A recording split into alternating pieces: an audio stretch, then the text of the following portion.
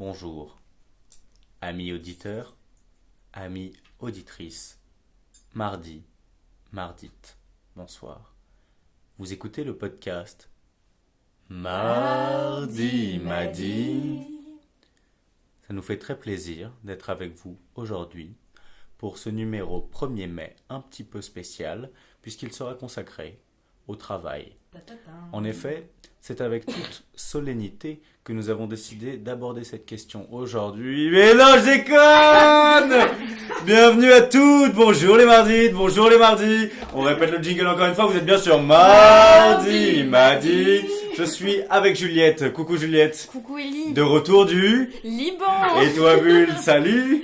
Salut Ellie. De retour du Maroc. Et voilà, et moi j'étais à Paris et je bossais.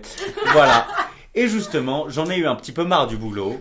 Et voici que le 1er mai est arrivé et c'est avec grand soulagement que j'accueille mes deux meilleurs amis aujourd'hui pour vous parler d'une question majeure. Peut-être. Et si l'on chômait? Alors oui, la formulation est un peu étrange, mais voici ce qu'elle veut dire. Et si l'on chômait?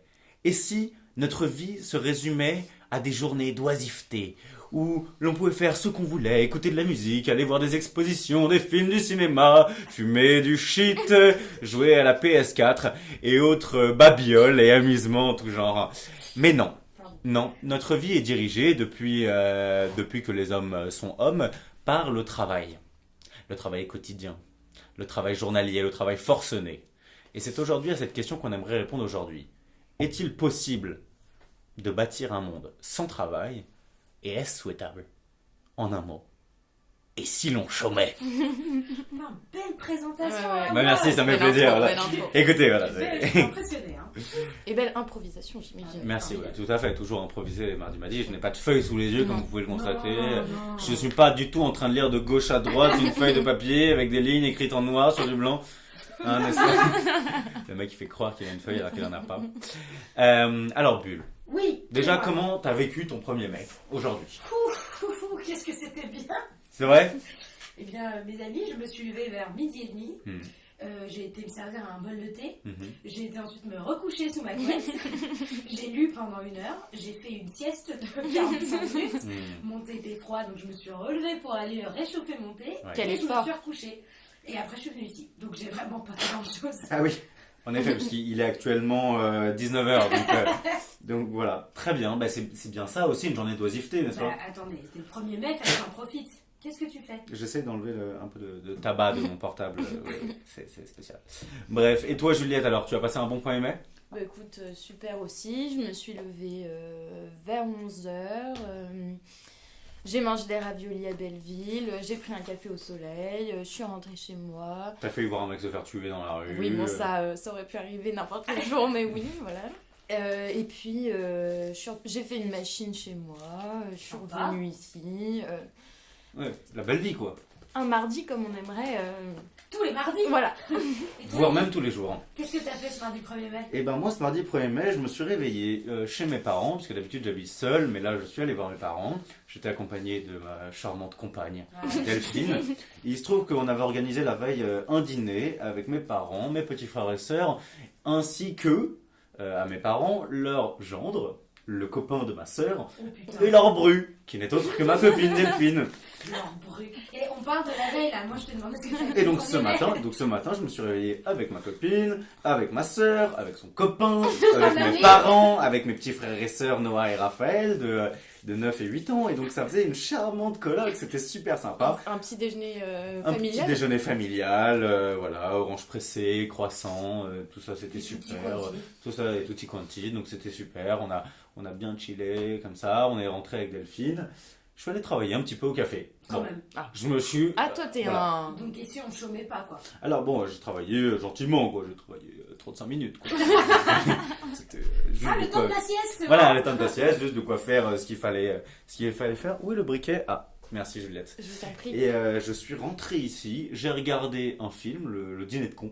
Ah. Oui. Que je n'ai jamais vu. Et bien, qui est Eh excellent, ben, que ouais, je te il est conseille. excellent. Ouais, tout à fait. Je me suis branlé et vous êtes arrivés. Eh ben, c'est super. Voilà. Écoute, on arrive au bon moment. Voilà. Et c'était fort agréable. Tout à fait. Fort agréable de chômer en ce jour-ci. Alors j'ai une question à vous poser. Bon, certes vous revenez du Liban et du Maroc après des vacances bien méritées. Mais si ce 1er mai était arrivé après un mois de travail intensif, d'accord, est-ce que vous pensez qu'il vous aurait encore plus fait plaisir? Bah ouais, grave. Ouais. Enfin, moi, il m'a fait autant plaisir parce que moi, ce que j'aime bien dans le concept du 1er mai, ce qui est comme dans tous les jours fériés ou dans tous les jours où je travaille pas, c'est que je dors en fait. Moi, ce qui me plaît, c'est de dormir le matin. Et comme au Maroc, je me suis levée comme si j'allais travailler, finalement, ça m'a fait un peu le même effet de ah ouais, la crasse matinée quoi. Ouais, je comprends. Ouais, mais après, c'est le 1er mai, le 8 mai, t'aurais dormi aussi, quoi. Ah bah, la semaine prochaine, je compte dormir aussi également. D'ailleurs, on aura une semaine très reposante la semaine prochaine, puisque nous avons 2 jours fériés. Tout Ah à oui. fait. Le mardi et le jeudi de l'Ascension. Ah, le jeudi. Le 10. Eh oui. Vive Jésus. Très bien. Et- Vive, et donc, non, et je ne si- le dirai pas. Et Pardon. si l'on chômait est assez d'actualité, puisqu'on aura une semaine de chôme tout à dû. fait. De chaume-du, j'adore. Mais c'est ce qu'on essaie de faire dans ce podcast mardi-midi, c'est rester dans l'actualité. Alors, Pardon. donc ce jour du 1er mai, journée du travail, vient récompenser des jours et des semaines de dur labeur, d'efforts un petit peu harassants. Et on a tendance à dire qu'en général, bah, c'est parce qu'on travaille d'habitude qu'un jour de congé, ça fait bien plaisir. Mais si l'on chômait toute la journée, toute l'année, tous les mois. Ouais. Donc ouais, l'exclamation enthousiaste, ça te ferait plaisir? Bah, non, mais bien sûr, là c'est hypothétique, c'est parce que je travaille que je dis ça, mais moi j'aime bien l'oisiveté, quoi. C'est un truc que je cultive énormément. J'adore m'ennuyer, par exemple. Ah oui? Ouais. Moi, je Mais déteste. c'est un truc, c'est récent, hein. C'est un truc que j'avais pas. Je pense que ça me vient de la prépa. Ça fait partie de ces promesses de vie que je m'étais faites quand je travaillais comme une malade pendant 2 ans. Et je me souviens m'être dit, entre autres, 2 trucs. La première, c'est quand tu auras fini ta prépa, tu liras la recherche en entier, ce que je n'ai pas encore fait, mais c'est encore au programme. Et tu vas apprendre à t'ennuyer. Mais quand Ça, tu dis j'ai- t'ennuyer, c'est-à-dire ne rien faire par choix et par volonté, c'est pas être complètement désœuvré et avoir envie de faire quelque chose mais ne pas réussir à faire quoi que ce soit. Non, ennuyer, c'est je pense, la définition la plus petite, la plus fermée, la plus directe. Ne rien faire du tout. Enfin, tu vois, n'avoir aucune perspective dans le temps de ce qui va se passer. Là, bon, ça dure pas des semaines, hein, mais ça peut durer quelques heures, me dire. Là, à part rester allongé sur mon sol, je ne fais rien, même pas je Sur ton dors. sol. Oui. Mon sol, un tapis, mon lit. Un tapis berbère, par Un exemple. tapis Par berbère, exemple. on va ramener du Maroc par exemple, je m'ennuie. Ou je reste assise sur mon canapé et je sais pas, je regarde la rue, enfin je m'ennuie quoi. Je lis pas, je dors pas, une sorte de méditation sans avoir la position du lotus et une musique un peu feng shui derrière quoi. Et ça tu aimes. Et ça j'adore. Et toi Juliette, ça tu aimes? Moi, j'avoue que je pense que j'aime, j'aime, mais pas quand c'est un temps qui est trop généralisé, enfin pas quand c'est trop long, quoi. Je me souviens de périodes d'enfance où je m'ennuyais. Genre par exemple, tu sais, t'as des vacances et puis tes copains ils sont pas à Paris, t'es encore trop petit pour sortir tout seul et tout, et t'es là, tes parents ils travaillent. Je me souviens de jours ou de semaines où je me suis pas mal ennuyée, et pour moi c'était quand même un... L'autonomie a fait que je me suis beaucoup moins ennuyée parce que je sortais et que voilà.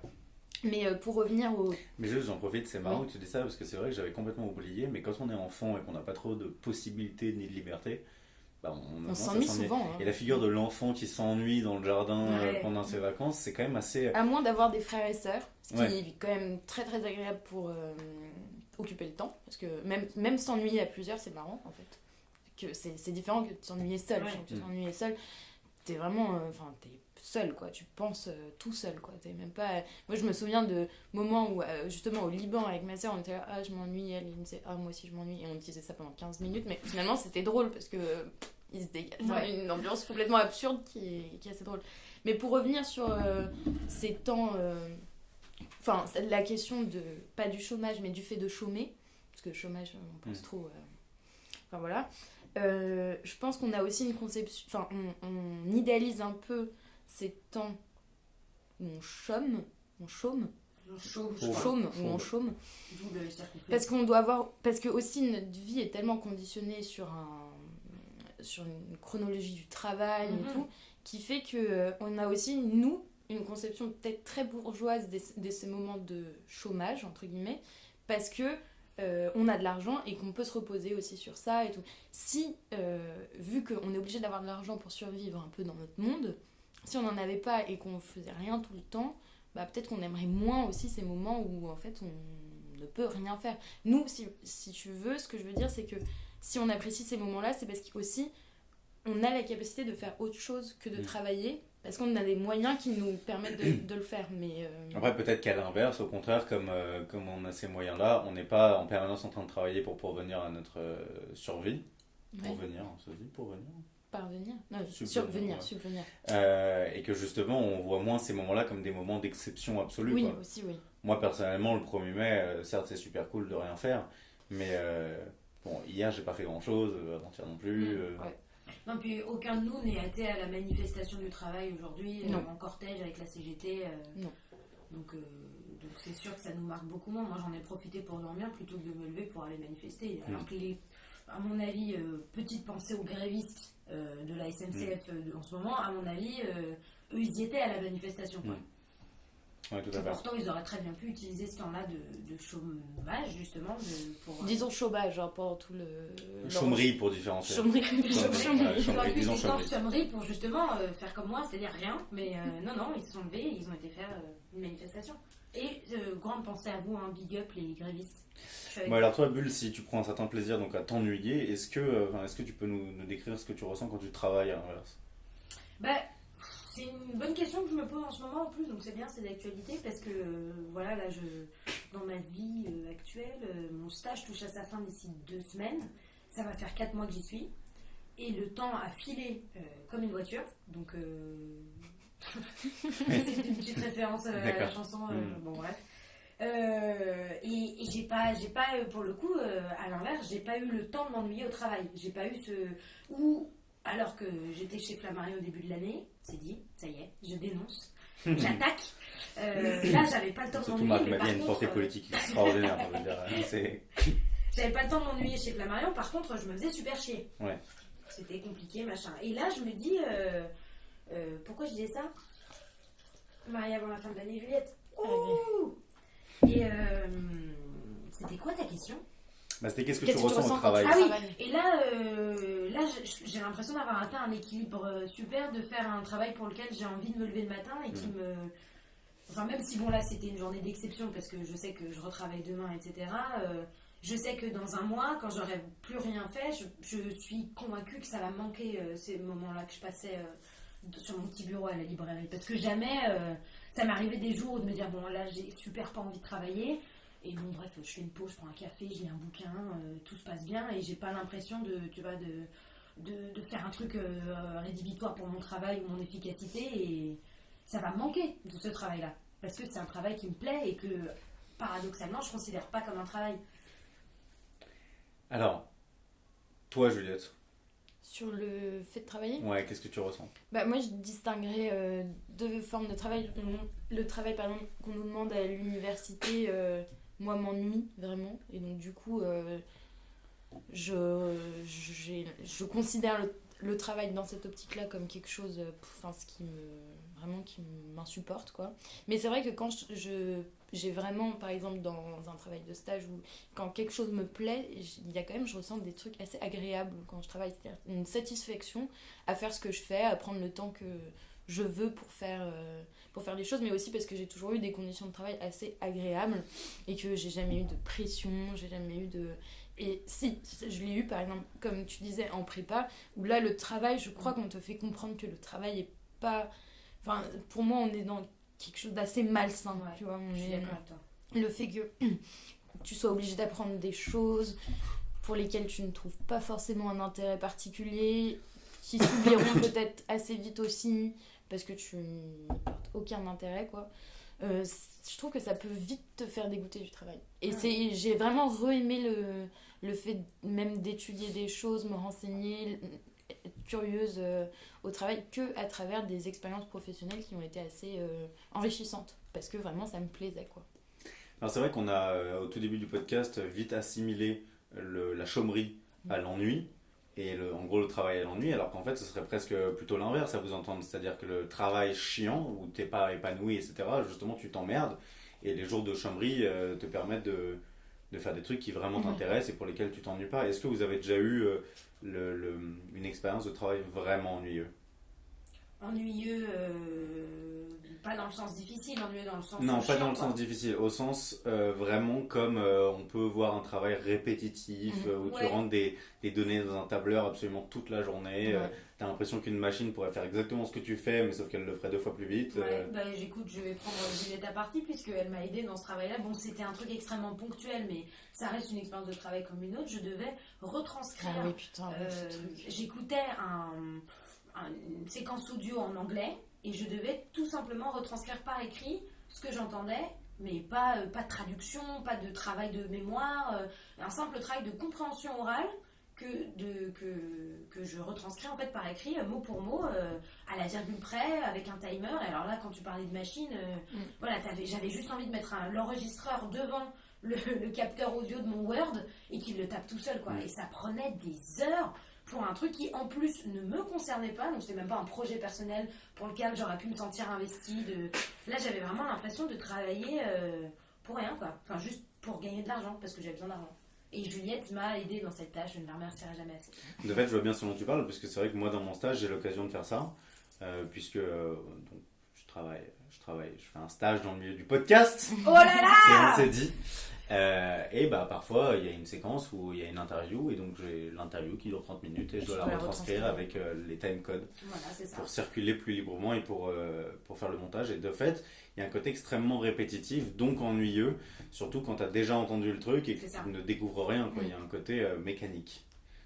Et alors, qu'est-ce que c'est à l'inverse un travail où vous vous sentez épanoui, toi Juliette? Bah, par exemple, pour moi, ça a été genre de me lever le matin et de me dire cool, je vais faire ça, tu vois. Enfin, je sais que à mon travail, aujourd'hui, j'ai telle tâche et ça me fait plaisir de les faire. Pourquoi ça te fait plaisir? Parce que j'apprends des trucs. Souvent, c'est aussi des trucs où je sais que il va y avoir des gens autour de moi, donc c'est aussi des moments agréables de sociabilité aussi. Et c'est plus aussi quelque chose d'enrichissement personnel où j'ai vraiment l'impression que ça me sert, quoi. Et en fait, je pense que quand on a l'impression que le travail nous sert et nous enrichit, nous construit, on y va beaucoup moins à reculons que... Moi, je vais à la fac, j'y vais à reculons. Parce que je m'ennuie pendant des heures, tu vois. Genre, vraiment, je suis en moonwalk, quoi, sur la 8. Et non, déjà parce que j'ai du trajet et j'arrive à la fac, les cours ne sont pas intéressants, je suis sur Internet, tu vois, et je fais autre chose. Et je suis une vraie plante verte, quoi. Je fais acte de présence et j'ai même pas l'impression de travailler. Et toi, Bulle, tu partages cette vision du travail épanouissante, Juliette, ou pas? Oui, complètement. Moi, c'est un truc, mais c'est aussi c'est bien parce que ça me fait une sorte de petite thérapie personnelle là. Comme je suis en pleine hésitation sur mon avenir, c'est parfait. Mais oui, moi j'ai eu un coup de flip comme ça aussi au début de l'année quand je me suis retrouvée donc, dans ce stage chez Flammarion qui me correspondait pas du tout, où je bossais comme une brute et où je trouvais pas ma place du tout. Et d'ailleurs, c'est le premier reproche que m'a fait ma responsable de stage, et je pense que là-dessus elle avait raison. Elle m'a dit tu n'es pas investi dans ce que tu fais, et le mot d'investissement, c'est là où ça m'a marqué. Je me suis dit effectivement je fais ce truc de loin, quoi. Je le fais parce qu'on m'y oblige, on me force, on me pousse, on me met la pression pour que je fasse ces trucs là, mais personnellement non seulement j'y gagne rien parce que ça ne m'intéresse pas, donc j'arrive même pas à m'ouvrir curiosité, et en plus de ça j'ai l'impression qu'à l'inverse je perds mon temps. Et j'ai ce sentiment de perdre son temps, contrairement à l'ennui que j'essaie de cultiver, où c'est même pas que tu perds ton temps, c'est que tu profites de ce temps qui te sert à rien. Là, j'avais l'impression de perdre mon temps. Je voyais le soleil qui se levait, qui se déclinait et qui passait comme ça à travers la fenêtre. Et moi, je faisais des trucs qui n'avaient aucun sens.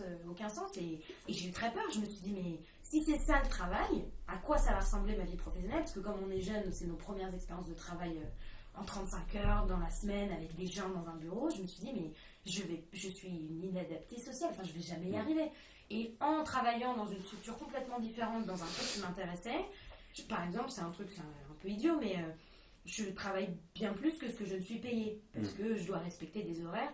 C'est pas du tout quelque chose qui me pose problème depuis que j'y suis. Je suis parfaitement consciente que je me fais un peu exploiter parce que je suis moins payée, mais je le fais avec plaisir. Et si on m'appelle un samedi alors que je ne dois pas travailler en me disant il faut que tu viennes travailler, je dirais avec plaisir, parce que je fais quelque chose qui m'enrichit, qui me plaît, qui me parle. Pareil, le matin, je me lève et je me dis super, aujourd'hui je vais lire plein d'histoires, même si c'est des histoires qui n'ont aucun intérêt, ça va être marrant. Parce que dans l'édition, donc. Parce que voilà, je suis lectrice pour une maison d'édition, Et c'est fun, quoi, c'est fun. Je trouve même dans des livres qui n'ont absolument aucun intérêt, je sais pas, j'arrive à trouver un intérêt, à me dire, bon, ça va aiguiser ton sens critique, tu vas t'entraîner à parler d'un livre que tu connais pas, tu vas t'adresser à quelqu'un, tu vas découvrir une histoire personnelle. Enfin, je trouve quelque chose qui m'apporte à moi et qui, comme tu disais, apporte quelque chose au reste du monde, quoi. Alors c'est ça que j'allais dire. Vous parlez toutes les deux un petit peu d'épanouissement personnel, d'investissement, tout ça. Est-ce que ce plaisir pris dans le travail, il provient aussi peut-être du fait que vous dépassez votre petite personne individuelle pour servir une cause plus large qui est la cause d'une entreprise ou d'une galerie ou d'une maison d'édition dans laquelle vous travaillez? Déjà, en plus, je pense que on parle aussi d'un certain type de travail, on parle aussi d'un travail de passion, ce qui n'est pas la même chose qu'un travail de besoin où on le fait pas pour survivre, je veux dire. C'est pas la même chose que de faire un stage et d'être fier ou d'être sous-payé, entre guillemets, que de faire un travail juste pour avoir à manger à la fin tous les jours du mois, quoi. Et du coup, ta question, c'était quoi déjà? Est-ce que tu prends plus de plaisir parce que justement tu t'inscris dans un cadre plus vaste où tu sers une cause qui te dépasse un peu? Genre un truc un peu corporate. Ouais, un truc un peu corporate, c'est ça. Personnellement, en tout cas, moi, c'est ce que je ressens. C'est-à-dire que je fais forcément des tâches super agréables. Enfin, il y en a plein qui sont géniales, mais il y en a d'autres qui sont un petit peu mécaniques. Pas forcément super fun. Mais pourtant, j'y prends quand même plaisir parce que je sais que ça me dépasse et que c'est un truc non seulement où on est plusieurs dans la boîte, mais aussi que plusieurs gens écoutent les podcasts qu'on fait, même pas mal. Donc je sais que ce travail, il sert à quelque chose, et même s'il ne me sert pas forcément à moi, au sens où il m'enrichit plus tellement que ça, enfin sur plein d'aspects il m'enrichit, mais pas tout, je sais qu'il y a un besoin, c'est pas forcément une passion, mais il y a un besoin, et que ce besoin, ça me fait plaisir d'y participer. Je suis d'accord avec toi, parce que oui, moi aussi, dans mes expériences, peu d'expériences professionnelles que j'ai, à chaque fois, il y a une espèce de fierté d'avoir fait des choses. Quand j'avais travaillé pour des expositions, d'avoir écrit des textes, c'est quand même... t'es fière, t'as l'impression d'avoir, apporté ta pierre à l'édifice, oui, complètement, ouais. Et c'est quelque chose, c'est une satisfaction, je pense, quand t'es content de ce que t'as fait, évidemment, mais moi, oui. Ouais, moi je suis assez d'accord, mais c'est pour ça que quand je parlais d'épanouissement personnel, pour moi c'est hyper lié, c'est-à-dire que j'arrive à être fière, ou en tout cas heureuse de ce que je produis, parce que je sais que non seulement ça me procure un plaisir assez égoïste, puisque ça me fait plaisir à moi, ma petite personne, et en même temps c'est décuplé parce que non seulement je me fais plaisir à moi, et je sers une cause qui est, comme tu disais, plus grande que la mienne. Je participe à la découverte ou à la publication de certains textes, et si en plus de ça j'ai pu y prendre du plaisir, alors là c'est vraiment, pour moi ça c'est la définition idéale du travail. Ce serait, si je peux faire ça toute ma vie, c'est ça que je recherche. D'ailleurs je pense que c'est à peu près ce que tout le monde voudrait faire. Enfin, c'est un peu idéaliste, mais c'est un peu pour ça qu'on nous dit depuis le début, si tu veux faire ce qui te plaît, fais des études ou ce genre de trucs. C'est l'idée que plus tu arrives à t'enrichir de ce qui t'entoure, tu arrives à être sûr de tes goûts, plus tu sais dans quelle méthode tu vas être, quelle infrastructure tu vas être le plus épanoui, et ça va être rendu, quoi. Tu vas t'épanouir, ça va être épanouissant, blabla, ça va se construire à 2, à 1000, à 100, et ça va, c'est ça le travail. Alors, je vais vous poser une question qui va faire un peu comme un pavé dans la mare, mais est-ce que vous pourriez trouver cet épanouissement personnel si vous ne travailliez pas?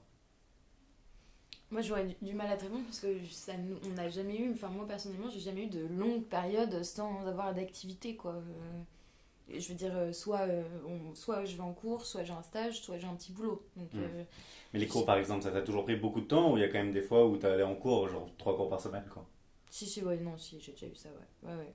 Mais là, cette année, j'ai quand même beaucoup travaillé, j'ai l'impression, enfin vraiment, j'ai eu des semaines à 6 jours de travail sur 7, qui est quand même beaucoup.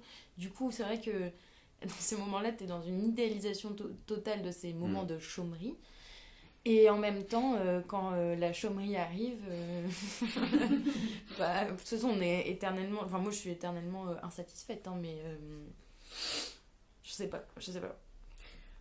Si on prend les grandes vacances, par exemple. Ouais, les grandes vacances, J'ai eu des moments de... Moi, je me souviens très bien, ma première année après la Cagne, j'ai fait 1 an à la fac. Alors, je faisais pas rien, parce que j'avais des cours, mais clairement, le rapport temps libre, temps occupé par les études... c'était pas comparable, quoi. J'avais je sais pas 12 heures de cours par semaine, j'allais à 8, j'avais même pas besoin d'écouter. Quand ça me faisait chier, je partais, j'allais au café, j'ai passé des heures au café à faire semblant de travailler. C'est-à-dire que j'avais sorti mon ordinateur, mais alors soit je croisais quelqu'un, ouais, dans ce cas-là, on fait une pause, soit finalement j'avais pas envie de travailler, donc je lisais un bouquin. Et en même temps, je pense que c'est le principe de l'éternelle insatisfaction. On a été élevé dans une société qui te culpabilise quand tu es dans l'oisiveté. C'est exactement ce que j'allais dire. Il y a une sorte de culpabilisation de l'oisiveté qui fait que c'est... Individuellement, je trouve que c'est très dur d'être serein avec toi-même dans ce que tu fais. Que ce soit dans le travail où du coup tu as toujours envie de te reposer, et à l'inverse, comme tu disais, dès que tu peux te reposer, si ça dure un peu trop longtemps, tu as une sorte de culpabilisation d'inaction. Trop longtemps ou que ce soit injustifié. Oui, c'est ça. En général, ça va avec. La justification va avec la durée. C'est-à-dire que quand tu as 2 semaines, ça va. Oui, mais quand tu ça fait dépasses 3 un mois, voilà, ça commence mais à du coup, peser. ça me fait penser à une petite anecdote. Une soirée, il y a genre 3 semaines, un truc comme ça, un mois. J'étais en train de parler à un mec que je connaissais un petit peu et il me demandait si j'avais terminé mon stage et tout. Je venais de dire oui, ça fait 2 mois que j'ai terminé mon stage. En plus là, je viens de terminer la fac et tout machin. Et du coup, il me disait mais du coup, tu fais quoi? Qu'est-ce que tu fais? Et en fait, je savais pas comment répondre parce que je lui disais bah rien. Enfin, je lui disais bah rien parce que j'avais un peu la flemme de tout t'expliquer. Et parce qu'aussi, clairement, je faisais rien d'officiel. D'officiellement. Voilà, c'était. Mais pourtant, je suis hyper fatiguée parce que je fais 500 000 trucs. Mais c'est. Enfin voilà, on se retrouve tous les mardis, je garde des enfants 4 jours par semaine, j'ai des projets personnels, je vois plein de gens, je fais plein d'expos et des trucs comme ça, mais ça n'a pas cette apparence du travail. Donc du coup, quand quelqu'un te dit mais du coup tu fais rien, t'es là genre oui je fais rien, et c'est comme cette question assez insupportable de qu'est-ce que tu fais dans la vie en fait, qui en fait ne te demande pas ce que tu fais dans la vie, mais qui te demande quel est ton travail ou quelles études tu fais. Et cette formulation de qu'est-ce que tu fais dans la vie, moi elle m'a toujours un peu dérangée parce qu'à chaque fois je dis mais tu veux dire au niveau des études ou au niveau... Parce que moi mes études ne définissent pas ce que je fais dans la vie, tu vois. Enfin j'ai l'impression... J'allais dire que j'ai l'impression qu'on vit dans une... Pardonnez le moment un peu philosophique, mais j'ai l'impression qu'on vit dans une société où on définit l'être un peu par le faire. C'est-à-dire que tu es ce que tu fais. Bien sûr. Et tu fais ce que ton métier est. C'est-à-dire que, voilà, comme tu dis, tu peux faire 1000 et 1000 trucs. Si tu n'as pas un travail avec un nom précis, une occupation particulièrement bien définie, alors que, bon, personne, sauf vraiment des gens qui doivent répéter exactement la même tâche tous les jours, ne fait qu'une seule et même tâche. Bien sûr. Et doit avoir plein d'occupations différentes, quoi. Donc il y a un côté, comme tu dis, Bulle, assez culpabilisant, où quand t'as pas un métier, une occupation extrêmement ciblée, bah t'as l'impression de ne rien faire, voire pire, d'être personne ou de pas t'accomplir en tant qu'individu. Et même pour certaines personnes, la notion de travail est très liée à le travail en bureau ou quoi que ce soit. Je veux dire, la recherche, par exemple, moi je fais pas mal d'expositions. C'est un plaisir, mais c'est aussi une façon de travailler, parce que c'est aussi une façon d'enrichir mes connaissances, ma culture, voilà, et puis savoir ce qui se passe en ce moment, l'actualité un peu culturelle. Et pour certaines personnes, c'est comme aller au cinéma, mais moi, les cinéphiles qui vont au cinéma, pour moi, c'est aussi une façon de travailler, comme lire est une façon de travailler, mais c'est juste, on a une conception du travail qui est un travail qui... Je saurais pas vraiment le qualifier, mais qui a un travail dans sa façon classique, enfin la façon classique dont on peut le concevoir, c'est-à-dire un travail de bureau, quoi. C'est circonscrit, il faut des horaires, il faut des collègues, il faut des tâches particulières, un statut, Ah, tu dis, pour certains, lire ou aller au cinéma ou voir des expos, c'est un travail. J'aurais presque envie de te dire l'inverse, c'est-à-dire que pour certains, le travail, c'est pas un travail au sens de une occupation difficile, laborieuse, qui te fait chier, etc. C'est-à-dire, pourquoi est-ce qu'il faut toujours voir les choses à partir du prisme du travail? C'est-à-dire, ça, c'est pas un travail et ça, c'en est un. Plutôt que de le voir à travers d'être un prisme du plaisir. C'est-à-dire, j'ai des occupations, certaines me procurent du plaisir, d'autres pas. Oui, mais moi, si je dis à quelqu'un que moi, j'ai travaillé cet après-midi et qu'on me dit t'as fait quoi? Et je dis j'ai fait 3 expos, on va me dire mais t'as pas travaillé. Oui, bien sûr. Mais tu vois, quelqu'un qui, je sais pas comment expliquer, mais tu peux avoir un métier, donc un travail, mais qui soit du pur kiff, et qu'au contraire, ce soit les moments d'ennui ou de oisiveté qui procurent de l'insatisfaction, etc.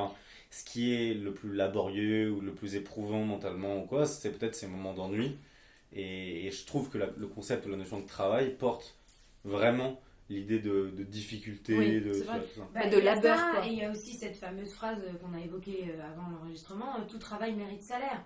Il y a ce côté aussi où tu circonscris le travail dans une idée de rendement, que ce soit un rendement matériel ou même culturel. Moi, je sais que à chaque fois que je dis ce que je fais, c'est-à-dire je suis lectrice dans une maison d'édition, sans déconner, à chaque fois, la réponse qu'on me fait, c'est « Ah, t'es payé pour lire !» Ce qui est vrai, ce qui est complètement vrai. Je suis effectivement payée pour lire, mais on me le dit comme si... bon, je dis pas que je suis en train de faire un travail harassant. Comme s'il fallait que tu travailles à la mine pour... Mais voilà, genre, mais c'est pas un travail si tu lis. Tu étais payé pour faire quoi en fait Et à chaque fois, je me retrouve à me justifier en disant oui, mais je m'occupe aussi de la librairie, je m'occupe de la caisse, je range les trucs, et je sens une sorte de soulagement sur le visage de la personne en face, genre ouf, elle ne fait pas que lire toute la journée. Alors que en vrai, un peu quand même. Et il y a une idée qu'il faut que tu fasses une sorte de production, un rendement, quelque chose qui un rendement un rendement ou que ça te procure un sentiment de peine. Oui, fatigue, qui est que tu sois quelque chose de désagréable. Tu vois ce que je veux dire? C'est limité, c'est ce que tu disais, c'est séparer ce temps d'oisiveté, de chômerie, où tu fais des trucs qui t'intéressent par plaisir, que tu ne peux pas mélanger avec ton travail, parce que sinon la limite est trop faible. L'idée serait qu'en gros, ce serait absurde d'être payé à faire un truc qui nous intéresse et qui nous fait marrer, qui nous fait kiffer. On pourrait surtout faire en dehors de ces Pourtant, horaires de hypocritement, on nous incite à faire ce qu'on aime aussi. Exactement. Mais je pense que c'est un truc, c'est hyper d'actualité et c'est un truc qui est en train de se transformer. Quand Oui, je suis d'accord avec toi. La société des startups, par exemple, qui personnellement est un truc qui m'horripile un peu, mais au-delà de tout ça, c'est quand même cette idée que entre potes, tu vas monter une entreprise avec ton idée personnelle et tu vas faire de ton passe-temps quelque chose qui rapporte de l'argent et qui fait plaisir au monde. Et donc c'est là où pullulent les cafés bio, les concept stores, les trucs, les machins, les trucs de saltimbanque, machin. Et bon, je gueule un peu dessus, mais au final, est-ce que c'est pas ça un peu le principe même du travail idéal? Ça pourrait être une idée approchante. Après, monter un café, je pense que c'est quand même assez galère.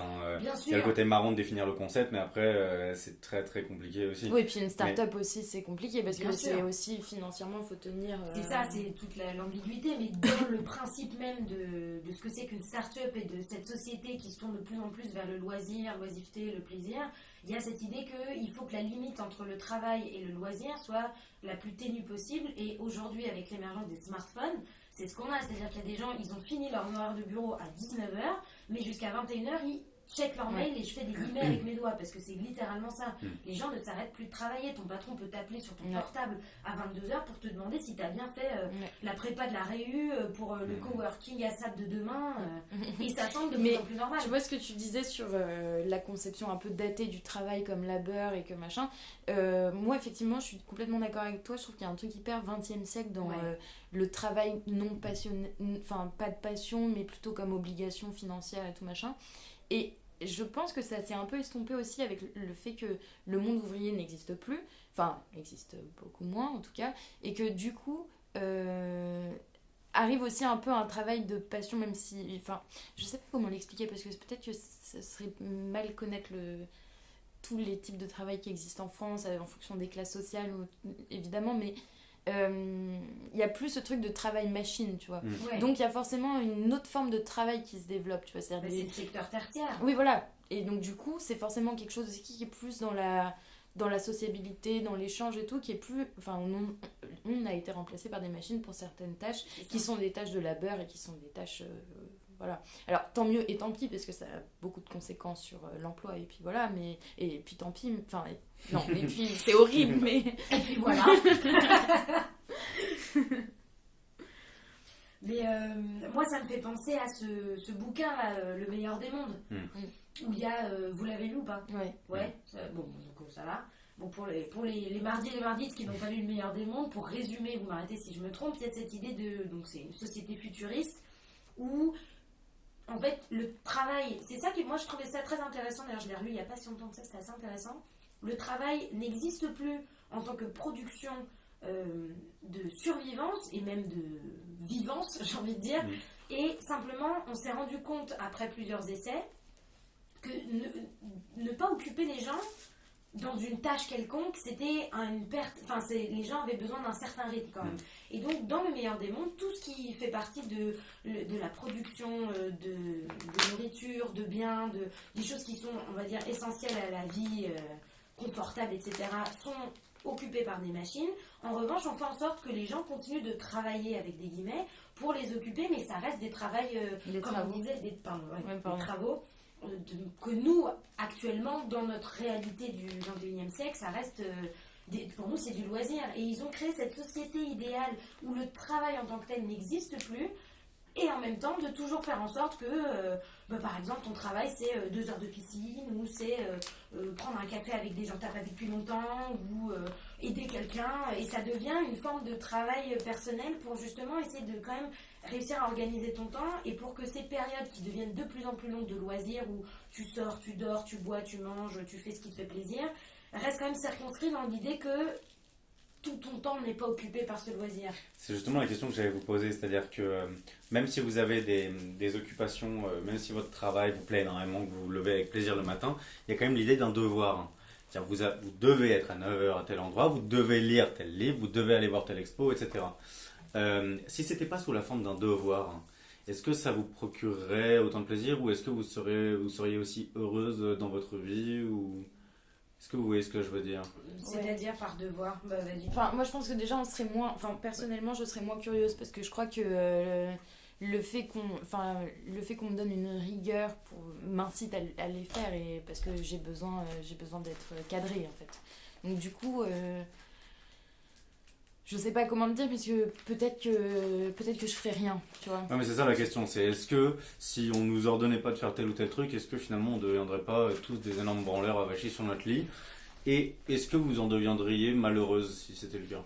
Ah oui, moi j'en serais malheureuse. Oui, moi j'en serais malheureuse et en plus, je pense qu'on peut tous être dans ces cas de situation, c'est-à-dire que au-delà de nos ambitions personnelles, enfin moi, je vais parler pour moi parce que vous j'en sais rien, mais moi personnellement, pour X raisons, je décide de ne plus rien faire du tout, dépression ou faire passer ça sous une forme de dépression, de latence, de moments de doute.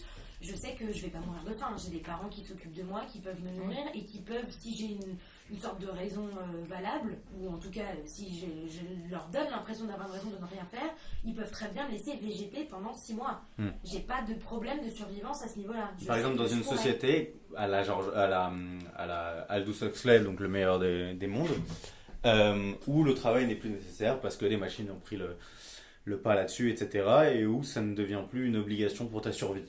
Est-ce que tu deviendrais malheureuse de ne pas travailler? Mais c'est ce que je te disais, c'est exactement ce qui m'arrive aujourd'hui. C'est-à-dire que moi, ce stage, je suis clairement pas obligée de le faire.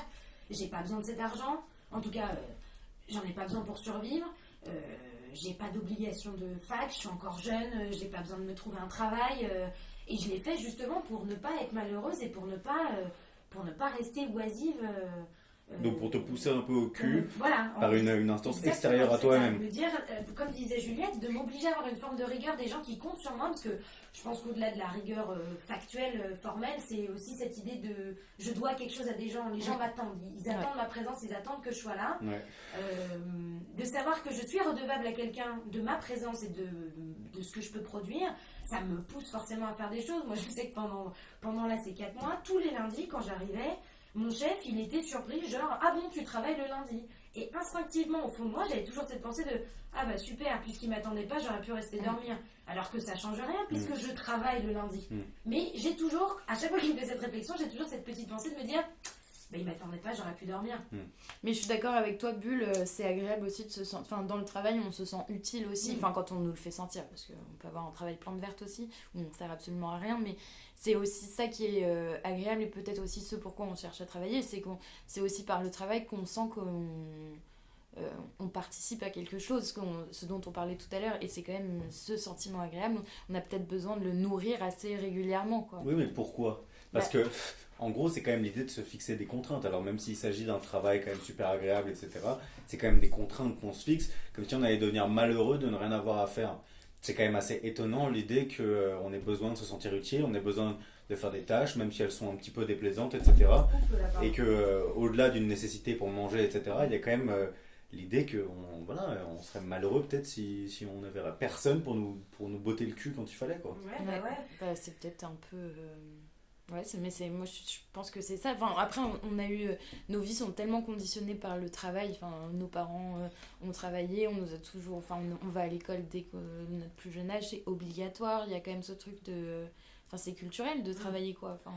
Je pense que c'est culturel et je pense aussi, c'est un peu comme moi, le travail dans la conception qu'on a encore aujourd'hui, je le vois un peu comme la religion, c'est-à-dire que si ça a été inventé à un moment donné, surtout aujourd'hui où que ce soit la religion ou le travail ne sont plus nécessaires, dans le sens homme de Cro-Magnon, il faut qu'on mange des noix de coco pour survivre. Coco. Oui, je sais pas pourquoi j'ai pris l'exemple de noix de coco, c'est peut-être le Maroc, ça me fait des... C'est que je pense que, comment on dit, c'est un problème existentiel le travail. C'est cette idée que quand ton esprit est occupé à faire quelque chose, tu n'es pas en train de remettre en question le pourquoi tu es sur Terre. Ne serait-ce que de pouvoir te dire, je suis utile à l'humanité, même si c'est perforer des feuilles ou agrafer des scénarios, il y a quand même quelque chose de j'existe pour une raison. Et le travail, d'autant plus aujourd'hui où on commence tous à avoir une sorte d'idée de voilà, le travail passion, le travail plaisir, il y a aussi cette idée qu'il faut que tu fasses quelque chose, tu es sur Terre pour faire quelque chose. Et c'est couplé avec cette idée culturelle que t'es pas venu sur Terre pour manger des glaces au chocolat devant Beverly Hills toute la journée. Il faut qu'en plus de ça, tu apportes quelque chose à la société et aux gens qui t'entourent. C'est le principe de la communauté. Mais donc ça, c'est une construction sociale. C'est social et je pense que c'est hyper salutaire pour l'homme, pour éviter d'avoir à se poser des questions genre j'ai 20 ans devant moi, je n'ai rien à faire, pourquoi est-ce que j'arrêterai pas maintenant? Mais c'est marrant parce que c'est des réflexions qu'on a qui sont très très étranges parce qu'il y a genre 60... Enfin, j'ai l'impression qu'on a bien digéré et on a mis de côté toutes les théories marxistes et compagnie parce qu'on est complètement passé dans une autre époque. Ouais. On n'est plus du tout dans cette conception d'aliénation à travers le travail, mais plutôt dans la recherche du travail. Aussi peut-être parce qu'en France, il est d'autant plus rare aussi d'avoir du travail, tu vois. Ouais. Il y a ce truc que c'est limite un don d'avoir un travail, tu vois. C'est ça. Que c'est quelque chose qui est mérité et qui est méritant et qui fait honneur à la personne qui l'a, tu vois. Les gens font des soirées, j'ai vu ça sur Instagram, une fille qui montrait, qui avait pris en photo le message qu'elle avait mis dans l'ascenseur pour dire qu'elle faisait une soirée, le motif de sa soirée c'est son premier CDI, tu vois. Et ce truc, fêter le premier CDI, mais t'imagines, ça n'existait pas le CDI au temps de Karl Marx, mais c'est une aberration. Tu sens bien que ces choses-là ont été digérées et complètement... le travail est hyper tributaire d'une sorte de processus historique, comme on disait, entre survivre, vivre et maintenant passer le temps presque. Là, on parle encore une fois, comme tu disais, des classes élevées, celles qui n'ont pas forcément besoin de faire des petits boulots pour vraiment boucler les fins de mois. Mais on arrive petit à petit dans une société où le travail te fait passer le temps. Et si tu peux passer le temps en faisant quelque chose d'utile et d'agréable, c'est encore mieux. Et c'est pour ça que cette limite, je pense, entre le loisir et le travail devient de plus en plus ténue et va peut-être même jusqu'à s'effacer dans les années qui vont venir. Alors maintenant, je vais vous poser une question toute simple, puisque c'est le titre de ce podcast. Et si l'on chômait? C'est-à-dire si maintenant, demain, on arrêtait de travailler.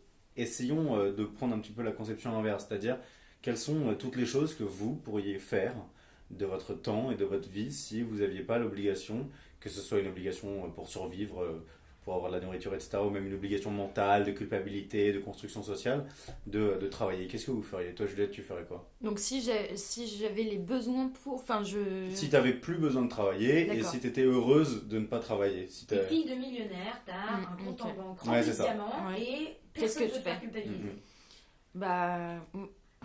J'ai l'impression qu'on a vu, enfin je connais pas de filles ou fils de millionnaires, enfin voilà, mais j'ai l'impression qu'on a cette conception, et c'est bien dommage, on a cette conception qu'on peut avoir à travers plutôt des films ou des trucs comme ça, de personnes qui finalement ont tous les besoins du monde mais s'ennuient à mourir parce que ça te fait, c'est quand même, le travail te fait rencontrer des gens et tout, donc imaginons que depuis ma plus tendre enfance je n'ai eu besoin de personne. Mais imaginons maintenant. Ah, maintenant? Ouais. Qu'est-ce que je ferais? Imagine tu gagnes au loto. D'accord. Simplement. Ok. Tu gagnes au loto moi, je et pense personne que te fait culpabiliser, c'est pas grave, etc. Ouais. On s'en fiche, t'as pas besoin de continuer à travailler, enfin tu vois, t'as pas d'enfants à nourrir. Donc, comment j'occupe quotidiennement ma journée? Ouais, qu'est-ce que tu fais? Écoute, alors j'irai prendre un café le matin en terrasse, j'irai voir mes copains, mais... Ouais, je ferais ce que je fais d'habitude, ce que je fais par exemple. Tu changerais pas de vie je pense que je ferai ce que je me dis que voilà, je ferai ce que je me dis que je vais faire pendant les vacances à chaque fois. C'est-à-dire, genre, prendre du temps pour moi, faire les trucs, profiter de la ville en dehors de ces moments de travail. Mais je pense que vite, je m'ennuierai, hein, vraiment. Enfin, c'est pas un souhait que j'ai. Hein. Par exemple, si demain je gagnais au loto, je me ferais énormément plaisir, ça c'est sûr. Mais peut-être que je continuerai une activité de travail, peut-être sans gagner d'argent, tu vois, parce que j'en aurais peut-être pas besoin. Mais j'occuperai mes journées par un travail, entre guillemets, tu vois. Une activité, quoi. Un truc régulier qui... Sinon, tu te fixes tes propres contraintes. Ouais, sinon je pense que je tomberais dans une déprime peut-être. Ouais, mais ça c'est des trucs que tu vois déjà. Je pense qu'on a déjà tous expérimenté une sorte de désœuvrement quand on est à la fac ou qu'on n'a pas beaucoup d'heures de cours. Si tu n'arrives pas à organiser un minimum ton quotidien, moi je pense que ça fonctionne par phase. Hein. J'ai eu ça pendant 1 an après la prépa et je risque d'avoir ça là parce que j'ai fini mon stage dans 2 semaines et que j'ai rien à faire jusqu'en septembre prochain. Il y a cette idée, moi je sais que je fonctionne par phase, c'est-à-dire que pendant 2 semaines, voire 3, 1 mois, si tu profites bien, ouais. Je profite, mais moi je fais partie de ces gens qui peuvent dormir jusqu'à 14 heures sans aucun problème et trouver ça formidable. Sauf qu'au bout d'1 mois, à force de rater la moitié de ma journée, et je pense que ça reste quand même. On dit qu'il faut se détacher des conventions sociales et culturelles, je pense que j'y arriverai pas, mais c'est cette idée que j'ai quand même perdu la moitié de ma journée à dormir. Et comme on disait, l'oisiveté en train de l'oisiveté, le sommeil en train de sommeil. Si je continuais sur ce rythme-là, je finirais par dormir toute ma vie en fait, je ne ferais plus rien. Donc il y a un moment donné où rien que cette idée de dormir inlassablement, mais c'est ce qu'on disait, il n'y a pas de lumière sans ombre, il n'y a pas de bien sans mal, c'est exactement le même principe pour le temps de loisir, c'est-à-dire que tu ne peux chérir ces moments d'oisiveté que parce qu'ils sont circonscrits dans le temps, que ce soit une journée comme le 1er mai, une semaine de vacances au Maroc ou les 3 mois que je vais avoir dans... Si je sais que je vais autant profiter de ces 3 mois, c'est parce que je sais qu'en septembre, Dieu soit loué, je reprends des études et je fais quelque chose de ma vie. Je pense que ne pas avoir de perspective d'avenir du tout, même si tu arrives à forger une forme de quotidien, comme tu dis, te lever le matin, prendre un café, moi au bout de 3 mois de me dire mais pourquoi je me lève pour aller prendre un café, enfin, qu'est-ce que ça m'apporte de... Ça y est, j'ai fait le tour de la terrasse, les serveurs me connaissent par cœur, j'ai même plus besoin de commander mon expresso parce qu'ils me voient arriver le matin. Moi je pense que tu tournes en rond. Et toi Élie, par curiosité, et si tu chômais? Moi si je chômais, je pense que je prendrais une valise et que je voyagerais toute ma vie, ou en tout cas pour les 10 ans à venir, tu vois, je ferais de pays en pays. Je sais pas, tu vois, je sais pas si j'essaierais de me rendre particulièrement utile aux gens sur place, mais j'essaierais de visiter des trucs, de voir des choses, de parler à des gens dans la rue.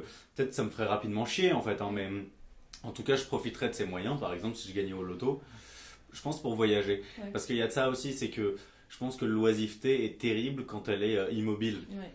Tu peux être parfaitement oisif et ne rien faire de tes journées, mais si tu es en mouvement, il y a quelque chose de plaisant. C'est-à-dire que moi, rester dans ma chambre à regarder des séries à Paris, ça me ferait bader.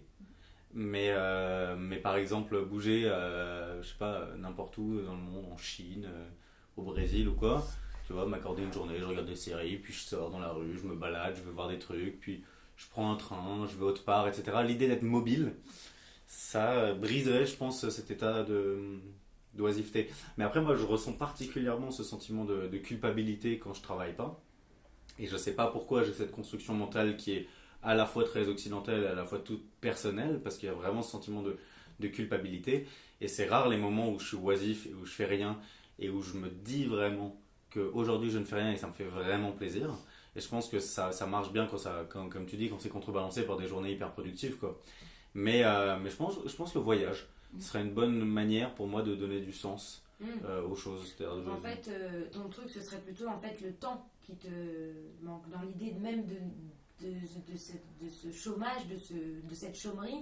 Ce qui compte finalement, c'est plutôt le temps qui t'est imparti, parce que tout ce que tu es en train de dire, tu peux très bien le faire dans des périodes beaucoup plus denses de travail. Je pense que c'est le temps, je pense que c'est l'argent, et je pense que ce qui m'empêche, c'est aussi l'angoisse, parce que l'idée c'est si je fais pas maintenant ce que j'ai à faire, je me construis pas un futur, je me construis pas une carrière professionnelle, je me construis pas un certain nombre d'expériences pro qui vont valoir par exemple sur mon CV dans 2 ans quand je vais postuler pour tel ou tel poste, etc. Si par exemple tout ça va à la trappe parce que je gagne au loto et que je m'en bats les couilles concrètement d'avoir un beau CV ou quoi, bah ouais, je pense que, et si en plus j'ai du temps et etc., ouais, je pense que le voyage ça marcherait. Mais après, encore une fois, c'est très compliqué parce qu'il faut être capable de de se fixer des micro-objectifs, etc. Je pense que ça réduirait peut-être l'échelle temporelle de mes objectifs. C'est-à-dire, ce serait plutôt en mode, tiens, aujourd'hui, je vais essayer d'atteindre à pied ce village là-bas. Ou, tu vois, ce genre de petits trucs. Mais après, c'est vrai que ça me manquerait peut-être d'avoir un projet de construction de quelque chose de plus vaste, etc., qui me dépasse. Je pense qu'en fin de compte, de manière plus pragmatique, si je gagnais au loto, j'essaierais tout simplement de monter ma boîte et de nouveau travailler, mais en faisant vraiment le travail le plus idéal pour moi et qui me satisferait le plus, quoi. Parce que je pense qu'à ce jeu-là, c'est vraiment tout un juste milieu entre travailler pour se nourrir et en même temps essayer d'être dans un truc le plus plaisant possible, qui te fasse le moins chier possible. Mais encore une fois, c'est pas donné à tout le monde et c'est assez compliqué. Donc en fin de compte, je sais pas si le chômage, la chômerie, c'est vraiment super frais, quoi. C'est appréciable parce que c'est des moments hyper impartis. Non, mais après, on parle de chômerie vraiment, ou une chômerie où on peut se le permettre, tu vois. C'est c'est le principe du mot chômerie, finalement. Oui, ça, c'est pas le chômage. Oui, c'est pas le chômage, oui, c'est vrai qu'on a dit. C'est une chômerie. La chômerie par excellence. Mais moi, je trouve ça hyper intéressant parce que c'est vrai que. Bon, je commence à tourner un peu en rond, mais la définition même du travail, c'est une question qui est hyper compliquée parce que tout notre discours, il tourne encore une fois, comme on disait, sur une idée du travail qui est quand même hyper historique et hyper occidentale.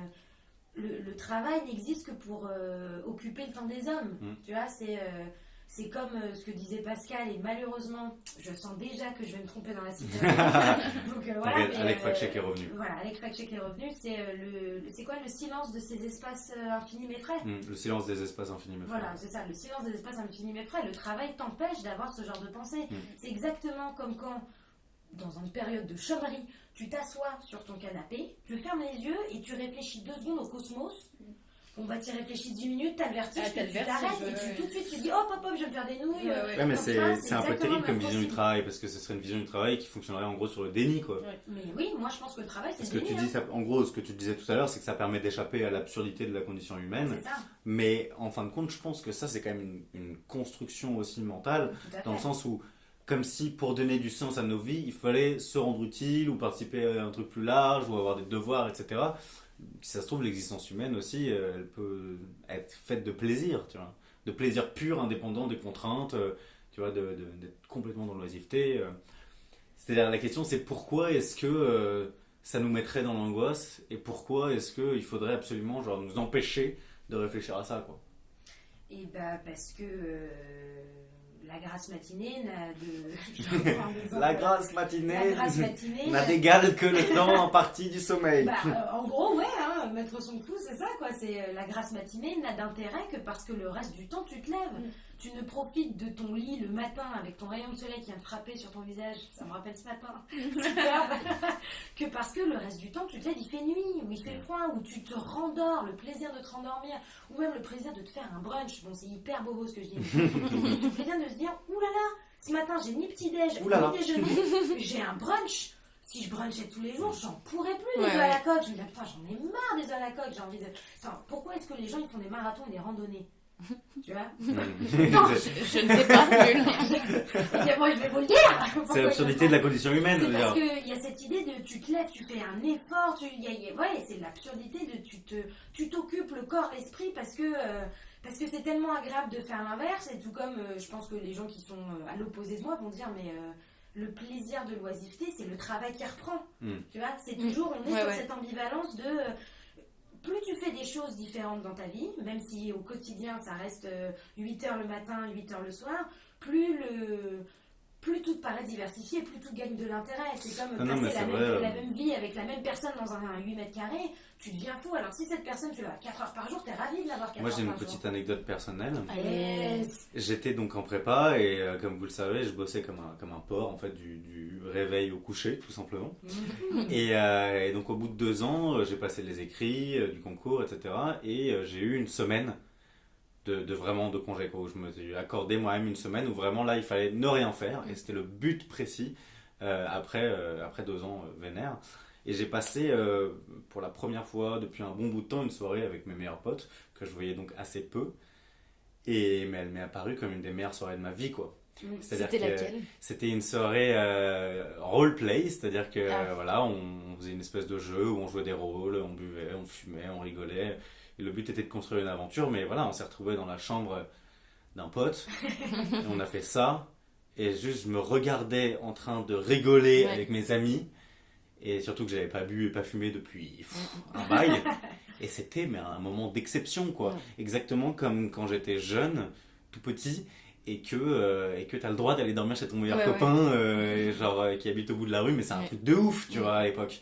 Et le truc, c'est que plus on a de liberté, plus on a la possibilité de le faire, et moins ça devient ouf. Ben voilà. Bah, si t'avais cette soirée-là tous les vendredis soirs, tu t'en lasserais, quoi. Ouais, ouais, Et non mais, Mardi m'a dit, on ne s'en lasse pas de qu'on se le dise. non, mais c'est vrai, parce que aujourd'hui, maintenant qu'on devient plus âgé, que nos vies ne sont pas rythmées, par exemple, par les cours, ou qu'on n'a pas 16 ans, etc., où on doit rentrer après les cours, etc., bon, on peut voir nos potes un soir sur deux, un soir sur trois, peut-être tous les soirs pour certains, etc., mais il n'y a pas ce côté exceptionnel. Enfin, en Oui. tout cas, moi, personnellement, je l'ai pas. Je vois Moi des non potes plus. quasiment tous les soirs, ou une fois tous les 2 soirs. Mais je me souviens que quand j'étais au lycée ou au collège, mes parents m'interdisaient donc de sortir en semaine, et le samedi, c'était vraiment un truc de ouf, Et quoi. c'est un truc que t'attendais toute la semaine. Et c'est un truc que t'attendais toute la semaine, et en plus c'est un truc pour lequel je bossais toute la Ouais. semaine, parce que pour sortir le samedi, il fallait que je L'équipe. présente un minimum de résultats scolaires, si tu vois ce que je veux dire. Donc genre j'ai fait ça. Et papa et maman, est-ce que je peux sortir? Et là ils te disaient genre non au début forcément, évidemment pour te pousser un petit peu à dire mais allez, s'il vous plaît. Et après ils disaient oui, mais là c'était un moment d'extase, quoi. Ouais. Ouais, non, Genre, mais c'était moi aussi ouf. j'ai eu ça. Hein. Et là tu sortais et genre tu rejoins tes potes, mais là t'es en mode genre ah, waouh, c'est la, Bah c'est la ouais, grâce. attends, c'est pile à cette époque où on faisait les pires nuits blanches de nos Ouais, vies. ouais. On Bah oui, était du coup. sales, on dormait pas, on Mm. était tellement heureux de se retrouver. Oui, c'est ça. Ouais. Moi C'est ça. aujourd'hui, Il y avait un côté plaisant dans l'inconfort, Ouais. parce que genre on faisait la fête, donc on En fait, dormait à tu deux vois, dans une baignoire et c'est c'était le cool, truc à quoi. l'extrême. C'est quoi. ça, Ouais. j'ai une soirée dans la semaine, voire dans le mois. Alors là, ce soir, je suis déglinguée. Ouais. Moi, aujourd'hui, quand je repense à ça, je me dis, mais moi, un samedi soir de nuit blanche, Ouais. Déjà, Ah ouais, j'ai moi non, 3 j'ai plus jours à envie. m'en Ah ouais, moi et aussi. ça m'intéresse plus. Mm. Parce que heureusement, j'ai la chance de pouvoir Et on voir vieillit mon aussi. chemin. Et on vieillit. Mais c'est vrai, je me souviens, moi j'avais le droit de sortir, je sais pas de quelle période on parle exactement, je me souviens plus, mais si je sortais le vendredi soir, non, je sortais pas le samedi soir. Ou Mm. si j'avais prévu de sortir le samedi, je sortais pas le vendredi soir. Et du coup, c'est vrai que t'as ce truc de te restreindre, et donc quand vient le moment où tu as le droit, entre guillemets, de sortir, enfin du coup de faire ce que tu voulais faire, tu pousses le truc, oui, effectivement. Moi j'ai jamais eu autant de nuits blanches qu'au collège, par Bah, exemple. je pense qu'on a gagné beaucoup plus en régularité ou en quantité de moments d'oisiveté, de sorties, etc. Mais on a sacrifié peut-être un peu d'intensité, quoi. Ouais. Ouais, c'est ça. Mais Que c'est ce pas- soit, c'est aussi pas plus mal. Moi, comme Bulle, j'ai pas envie de passer des nuits blanches. Quand même. Bah, moi, je pense que ça me manque un petit peu, tu vois. Je pense que pas forcément passer une nuit blanche, mais cette espèce de moment vraiment d'allégresse où tu te sens trop bien, quoi, parce que t'as fait comme un porc depuis un mois et que t'es pas sorti. Et que genre là, waouh, c'est ouf, tu vois. Mm. Tout de suite, t'es plus heureux, alors qu'il y a un côté, genre, t'es blasé rapidement quand t'as une soirée tous les 2 soirs, que tu chômes, etc., tu vois. C'est, tu vois, moralité, il faut qu'on arrête de se voir, faut qu'on voit moins nos potes pour plus kiffer après, tu vois. Non, mais bon, pour rester quand même sur une note un peu positive, Cindy, c'est parfaitement juste, mais par exemple, si on reprend, je sais pas, des vacances qu'on a pu passer ensemble, là, même si on a la chance de se voir quotidiennement, de se voir, quand on est par exemple une semaine tous ensemble, moi je le vis à chaque fois comme un moment d'exception. Ah ouais, bien Où sûr. tu redécouvres les autres, où tu te des réflexions un peu stupides, mais par exemple te dire ah, tiens, j'ai oublié que cette personne que pourtant tu vois 1 ou 2 fois par semaine était aussi cool le soir, ou Ah était ouais. aussi sympa la journée, ou était aussi efficace machin, et ça reste des moments d'exception que tu arrives à recréer, parce que même si notre quotidien évolue, on reste quand même circonscrit par des obligations qu'on n'a pas dans cette Chômerie. chômerie. Oh là, j'avais chômarité, ça allait pas du tout. Non, Non, chômerie, c'est c'est le bon. La chômage qu'on chômarité. s'organise quand les premiers rayons de soleil arrivent, et on est trop content de vivre ces moments d'exception à différentes échelles. Bien. Eh bien, écoutez, sur ces belles paroles, nous allons nous arrêter là. Et bien, Ça m'a fait extrêmement plaisir de parler avec vous de chômerie, d'oisiveté, de travail et d'ennui. C'était fort intéressant. Alors, la moralité de ce podcast n'est pas voyez moins vos potes pour mieux en profiter, mais ayez comme nous travailler trois plus pour gagner plus. Ouh. des problèmes de riches, parce qu'on vient pendant 1 heure Oui, de c'est montrer vrai, à quel mais point c'est le travail dingue, c'était mais- super et à quel point en fait quand on glandait ou qu'on avait la possibilité de rien faire c'était terrible et on était si malheureux. C'est très très macroniste en plus comme conception. On est malheureux Quelle d'être si horreur. privilégiés. Donc pardonnez-nous aussi, c'est le petit mea culpa de la fin quand même pour ce podcast un petit peu Non, mais bourgeois. attends, c'est parce que c'était conceptuel aussi. Ouais, On voilà, travaille c'est conceptuel. ça. Non. Bah Oui, si, tout à quand fait, même. tout à fait. Si, c'est théorique. Tout à fait. Ça sont Oui, des c'est cours. théorique, c'est théorique. Sinon, ça n'intéresse personne. Ouais, on va revenir sur une note un petit peu plus gauchiste. Ces connards de bourgeois qui ont la possibilité de rester oisifs alors que nous autres bossons. Big up à la CGT, hein. Moi je... D'ailleurs, je viens de recevoir la notification du Monde. Alors, défilé du 1er mai, 143 500 personnes ont manifesté dans toute la France selon le ministère de l'Intérieur, 210 000 selon la CGT. Merci. Faites vos la moyennes. CGT. Voilà. Mais écoutez, après cette stat, Les stats, c'est génial. Ça nous fait très plaisir. On vous dit au revoir. Alors, oui, la semaine dernière, nous n'avons pas posté de mardi, puisque notre monteuse en chef qui permet de coller, n'est-ce pas, l'image au son, était partie au Liban. Voilà, puisque nous nous chargeons de tout. Voilà, en terre arabe. Puisque nous nous chargeons de toute la production en interne, bien sûr, contrairement à d'autres. Nous allons donc, en même temps que ce podcast, vous poster l'épisode de la semaine dernière, qui était un épisode bonus, un épisode spécial, sans mes deux amis ici présentes, Juliette et Bulle, avec un invité mystère, on peut vous le révéler maintenant, qui n'était autre qu'Alec Fakchek. Oui, revenu du Guatemala. Je crois que le micro est légèrement saturé, c'est pas grave, ça nous fait très plaisir. On se rejoint la semaine prochaine avec la partie 2 de notre podcast sur le genre, où on interrogeait féminité, masculinité. Eh bien, vous l'aurez compris, ce deuxième volet porte sur le deuxième terme, la masculinité. Nous aurons aussi un invité mystère. On vous garde le mystère pour la semaine prochaine. Et on vous fait des bisous. Gros bisous sur bisous. mardi. Salut à toutes et à tous. Bisous.